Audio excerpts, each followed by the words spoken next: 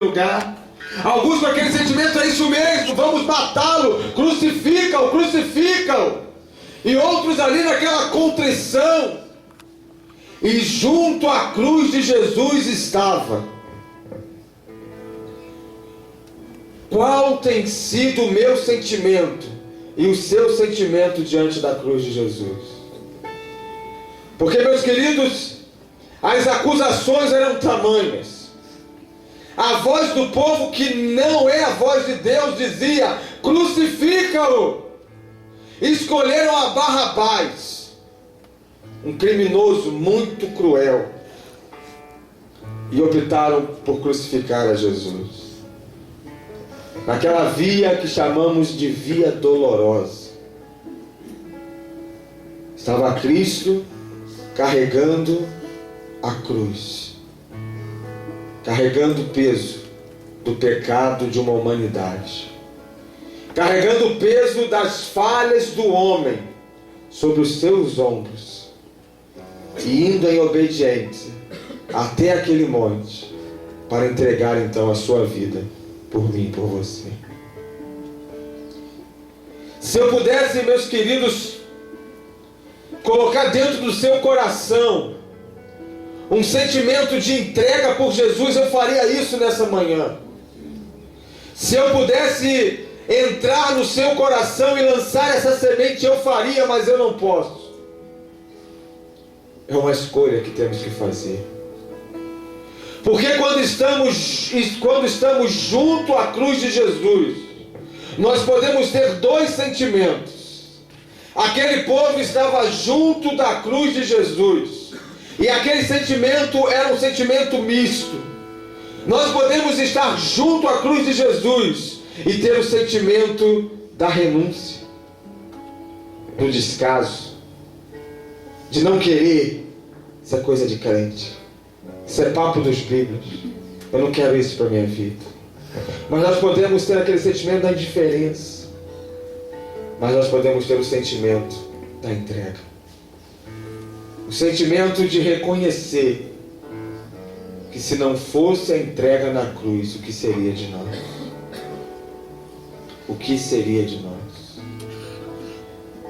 A cruz, Jesus na cruz, pode mudar a minha vida, como mudou.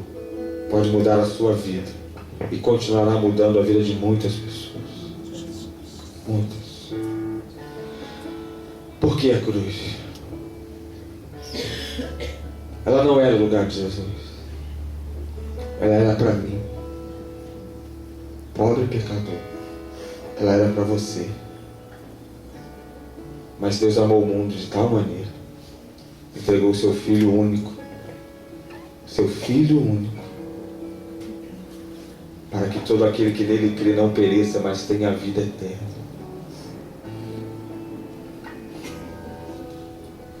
Queridos casais,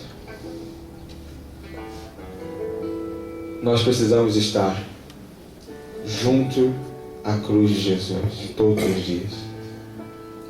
Nós precisamos estar diante da cruz de Jesus todos os dias. Nós precisamos nos encontrar diante da cruz de Jesus em todos os dias, em todos os momentos da nossa vida. As nossas atitudes precisam ser atitudes de pessoas, de casais, de maridos, de esposas que vivem diante da cruz de Jesus. Por que a cruz? Por que a cruz? A cruz é loucura para aqueles que estão se perdendo, mas para aqueles que estão sendo salvos e acreditando, é o poder de Deus. É o poder de Deus. É o poder de Deus. Porque a cruz não conseguiu vencer o autor da vida. O decreto de morte que estava sobre Jesus não foi consumado, porque ao terceiro dia ele venceu a morte e ressuscitou por causa do poder de Deus. Aleluia. É pelo poder, meus irmãos. É pelo poder. É o poder de Deus que pode mudar a minha vida. É o poder de Deus que pode mudar a sua vida. É o poder de Deus que muda o nosso casamento. É o poder de Deus que toca na vida de uma pessoa e transforma. Tudo isso por causa da cruz. Tudo isso por causa da cruz. O sangue derramado naquela cruz, ele nos purifica de todos os nossos pecados e nos torna alvo como a neve. A cruz é lugar de renúncia. Casamento também é lugar de renúncia.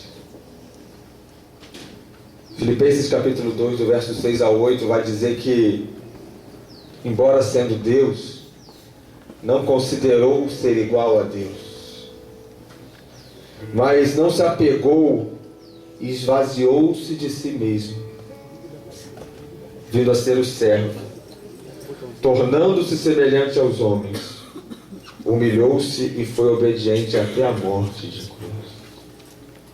Renúncia. O que precisamos renunciar nessa manhã para estarmos diante da cruz de Jesus? A cruz é lugar de obediência. Gálatas 2:20, pois estou crucificado com Cristo, não vivo mais eu, mas Cristo vive em mim. Obediência. O que precisamos obedecer para ter um casamento melhor? Porque a cruz tem o poder, através do sangue de Jesus, de melhorar o nosso casamento. Amém. O que Deus tem falado para você fazer como marido? O que Deus tem falado para você fazer como esposa? Busque forças nesta manhã, na cruz de Jesus. Obedeça ao chamado daquele que venceu a morte, daquele que a cruz não conseguiu vencer. A cruz, ela é lugar de acerto de contas. Existia um decreto, existia uma dívida que estava no meu nome e no seu nome. Sabe onde essa dívida estava? No inferno.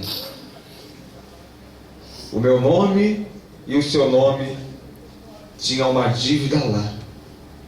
Aí a Bíblia vai dizer em Colossenses capítulo 2 que Ele nos perdoou de todas as transgressões e cancelou o escrito de dívida que era contra nós. Amém. A Bíblia vai dizer que Ele que Ele removeu aqueles escritos, que Ele pregou esses escritos na cruz, despojando todos os poderes de autoridades, todos os demônios, todas as acusações, porque a Bíblia vai dizer que nenhuma condenação há para aqueles que estão em Cristo Jesus. Amém, Jesus. Amém. Ele foi lá, retirou aquele escrito, cravou na cruz e cancelou todas as nossas dívidas. Todas as nossas dívidas. Todas as nossas dívidas. Todos os meus pecados, todos os seus pecados foram cravados na cruz de Jesus. A cruz é lugar de redenção, porque Cristo se tornou maldição por nós. Maldito era aquele que era entregue no madeiro. Maldito era aquele que tinha a morte como Jesus teve. Mas não era o lugar de Jesus. Era o meu lugar.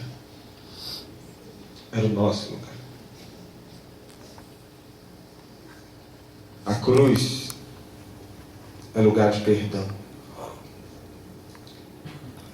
Tão difícil de ser vivido,